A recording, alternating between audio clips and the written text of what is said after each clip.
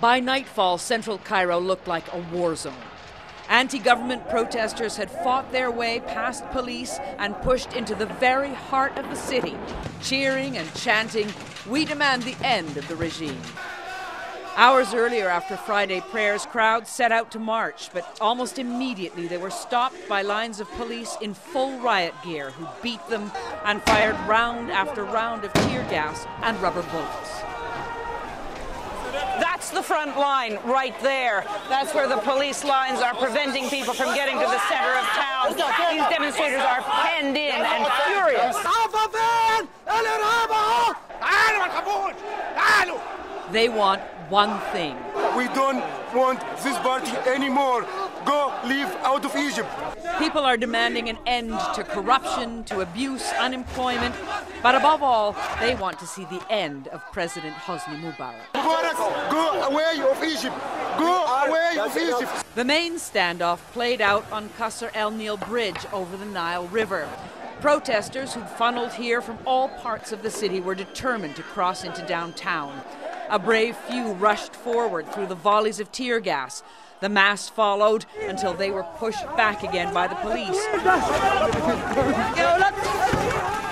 But the protesters refused to give up, at one point pausing as a group to pray. Elsewhere around the city, skirmishes left the injured to be tended by the crowd. They're firing rubber bullets, says this demonstrator, and they're firing them right in our faces. East of Cairo, in the city of Suez, protesters attacked a police van. The driver was finally forced to escape by driving through the crowd. As dusk fell in Cairo, the crowds had grown so huge, pressing forward from the bridge, throwing rocks, until the police seemed simply to give up, and the crowd streamed forward into Cairo's Freedom Square. Nearby, a powerful symbol of Mubarak's regime, his political party headquarters, was looted and set ablaze. Authorities had announced curfew in cities across the country, but in Cairo, at least, nobody paid any attention.